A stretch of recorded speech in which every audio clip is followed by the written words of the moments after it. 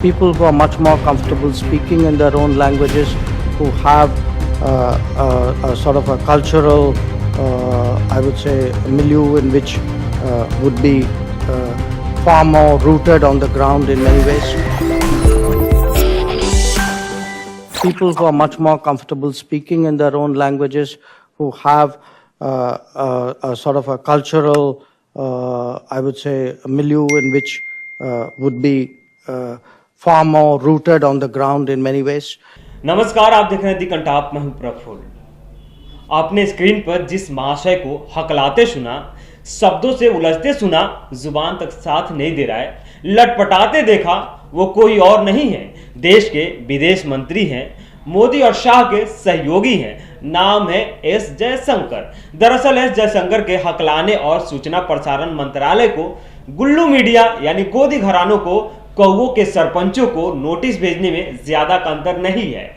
जब मोदी सरकार को लगने लगा ये चारण और भाट बिना लगन के शहनाई बजाने लगे हैं, इनको इतनी छूट मिल गई कि बिना सावन के बादल की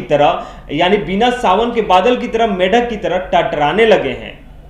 टीवी चैनलों के स्टूडियो में बैठ के विदेशों में भग पिटवाने लगे हैं। लगाम लगाना जरूरी है, सही औकात दिखाना जरूरी है। ये सब होना कोई इत्तेफाक नहीं है। सूचना प्रसारण मंत्रालय को एडवाइजरी जारी करना कोई हवाई बात नहीं है। सूचना प्रसारण मंत्रालय ने कई टीवी चैनलों के एंकराइन का नाम लेकर एडवाइजरी जारी किया है, जिसमें गुल्लू मीडिया के सरदार सरगना अमीश देवगन के शो को दंगाई सोच का अड्डा बताया गया। मास्टर स्ट्रोक की मशहूर एंकराइन पापा की परी रूबिका लियाकत के शो को बच्चों को बीमार करने वाला बताया गया। वहीं बाकी चैनलों टीवी 9 भारतवर्ष, रिपब्लिक भारत जैसे चैनलों को फर्जीवाड़े का सरगना बताया गया, मंदबुद्धियों के जमवाड़े का अखाड़ा बताया गया। अब आप सोचेंगे यह तो सही हुआ है। जी नहीं, अचानक से यह सब नहीं होता है। दरअसल एस जयशंकर ने मोदी जी से कहा कि साहब, अपने वाले दरबारी तो बिना शहनाई के धुन पे नाचने लगे हैं, गाने लगे हैं, इज्जत में चार चांदनी लगाते तो हैं, शान में कोई गुस्ताखी भी नहीं होती है, मंगलाचरण गाते हैं, लेकिन विदेशों में हमारी डंका नहीं, नाक कट रहे हैं। आपको लोग ग्लोबल लीडर के तौर पे नहीं बल्कि अपने ही देश के लोकतंत्र, मानवता और संविधान का दुश्मन समझ रहे हैं। इनके जयकारों पर मत जाइए, बिल्कुल भी भरोसा मत करिए। भले कानों को सुहावन लग रहे हैं, मगर विदेशों में बड़ी बेइज्जती है।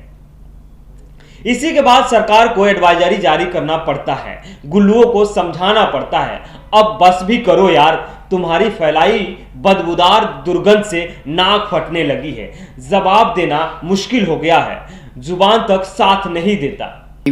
Position of being not just nationalistic but anti-Muslim.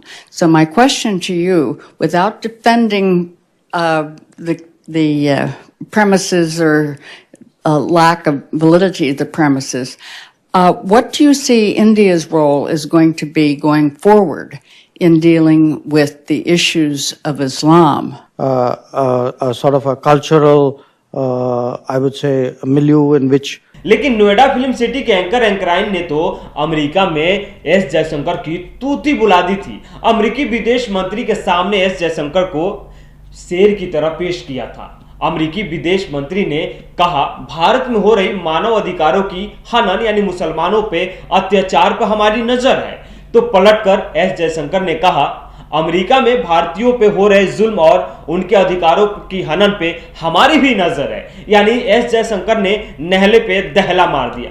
फिर क्या था, गुल्लू मीडिया ने पांव में घुंघरू पहन और चोला पहनकर मैं नाचूंगी पर लगे भांगड़ा करने। लेकिन यह नहीं दिखाया गया और ना ही हमको और आपको बताया गया कि जब एस जयशंकर को पत्रकारों का सामना करना पड़ा तो पसीने छूट गए, शब्द साथ छोड़ने लगे, हकलाने लगे, गिड़गिड़ाने लगे। Position of being not just nationalistic but anti-Muslim. So my question to you, without defending the premises or lack of validity of the premises, what do you see India's role is going to be going forward in dealing with the issues of Islam? A sort of a cultural, I would say, milieu in which S Jaishankar को मालूम ही नहीं था कि अपने वाले पत्रकार यहां नहीं है, या शायद यहां लगने लगा हो ये हमारे वालों जैसे ही होंगे, सवाल पूछेंगे या पूछेंगी आप थकते क्यों नहीं है, या यह सवाल होगा कि आप कैसे खाते हैं, नहीं तो यह सवाल तो जरूर पूछा जाएगा आपके इस कड़ी मेहनत के पीछे का राज क्या है, आप खाते क्या हैं। पर ऐसा नहीं हुआ। काउंसिल ऑफ फॉरेन रिलेशन की इस प्रेस कॉन्फ्रेंस में पत्रकारों ने सवालों की झड़ी लगा दी। एस जयशंकर भी हक्का बक्का रह गए जब पत्रकारों ने सवाल पूछना शुरू किया। यानी हिंदुस्तान में मुसलमानों के खिलाफ जो नफरत फैलाई जा रही है, संविधान को कुचला जा रहा है, लोकतंत्र की हत्या की जा रही है, मोदी मुस्लिम विरोधी साबित हो रहे हैं, आपको शर्म नहीं आती? आप दुनिया से कैसे आंख मिलाएंगे? आप कैसे अपने आप को विश्व गुरु बनते देख रहे हैं? यह सुनते ही एस जयशंकर के कान झंझना गए, चेहरा पीला पड़ गया। In terms of the consequences on the ground. So I don't accept that secularism is under threat for a very simple reason. जिस जयशंकर ने अमेरिकी विदेश मंत्री पर जवाबों का बुलडोजर चला दिया था, अब उसी बुलडोजर के नीचे आ गए थे। जयशंकर को समझना मुश्किल हो रहा था कि यह 5 बजे वाला पार्टी ऑफिस का प्रेस कॉन्फ्रेंस तो नहीं लग रहा है, और ना ही लिखित सवाल और जवाब है जिसका जवाब देना आसान हो, जैसे हमारे गुल्लू मीडिया के पत्रकार करते हैं। बात यही नहीं खत्म हुई, आगे पिक्चर अभी बाकी है। वरिष्ठ पत्रकार स्टीफन ब्लैक ने मुद्दों को आगे बढ़ाते और सवाल पूछा। उसने जयशंकर को हिला दिया, शर्मसार कर दिया।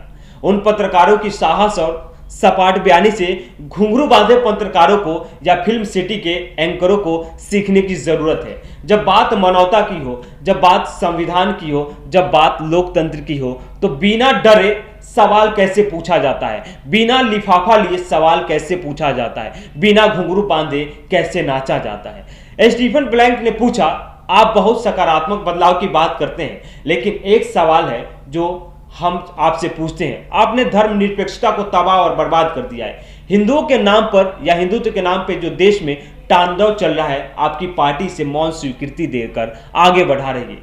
इस पर आप क्या कहेंगे? The erosion of the constitutional commitment to a secular state and the rise of a very politicized Hindu nationalism. Can you comment on this, please? S Jaishankar को समझना मुश्किल था कि करे तो करे क्या, बोले तो बोले क्या, लगे लीपापोती करने। अमेरिकी विदेश मंत्री भी मन ही मन मध्यम मध्यम मुस्कुराने लगे। सभागार में बैठे पत्रकार हंसने लगे। एस जयशंकर पर एक एक शब्द भारी पड़ रहा था। बड़े भारी मन से जवाब दे रहे थे। विदेशों में भारत की जिस हकीकत को छुपाने की कोशिश चल रही है, उससे दर परत भेद खुलने लगे हैं। हवाएं अब खिलाफ चलने लगी है। इसीलिए प्रसारण मंत्रालय ने गोदी घरानों को लगाम लगाने का आदेश दे दिया है कि अब अपनी नफरती सोच को बंद करो, क्योंकि विदेशों में हमारी अब हद पीटने लगी है। अब विदेशों में मंत्री साहब को जवाब देना मुश्किल हो गया है। अब मोदी के मौन स्वीकृति पे भी सवाल उठने खड़े हो गए हैं। I don't agree with your analysis and the question which flows from it. I would put it differently.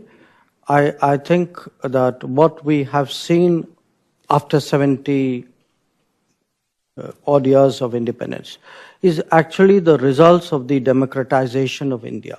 And by that I mean that today political power, social power, to some degree economic power, has shifted out of the big cities, the more cosmopolitan cities, where people speak English, where they have a sort of a global comfort level, people like me with whom you'd be comfortable, and move to a different set of people.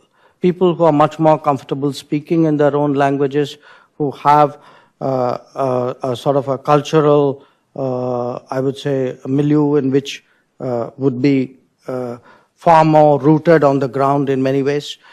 So, to my mind, the changes which have happened in India. अब मुसलमानों पे हो रहे अत्याचार को लेकर विदेशों में भी चर्चाएं शुरू हो गई है। इसीलिए ठीक तो यही है कि गोदी घराने के एंकर और एंकराइन पत्रकार, गुल्लू और चाटुकार और भांड पत्रकार की जुबान पे अब लगाम लगा दिए जाए। सेंटर फ्रेश खिला दिया जाए कि जुबान पे लगाम लग जाए और वो कुछ बोले नहीं। इसीलिए आनन फानन में सुचना प्रसारण मंत्रालय ने यह काम किया। खैर, ये एस जयशंकर की वीडियो थी जो विदेशों में सामना करना मुश्किल हो गया, पत्रकारों के सवालों के जवाब देते पसीने छूट गए थे। तो खैर बने रहिए आप हमारे साथ, ऐसी खबरें हम आप तक लाते रहेंगे जो आपको गुल्लू घराने के पत्रकार, गोदी घराने के पत्रकार नहीं दिखाएंगे, वो हम आपको दिखाएंगे। अगर अभी तक आप हमारे चैनल को सब्सक्राइब नहीं किए तो सब्सक्राइब कीजिए, अगर यूट्यूब पे देख रहे हैं तो बेल आइकन दबाइएगा, अगर फेसबुक पे देख रहे हैं तो फॉलो जरूर कीजिएगा।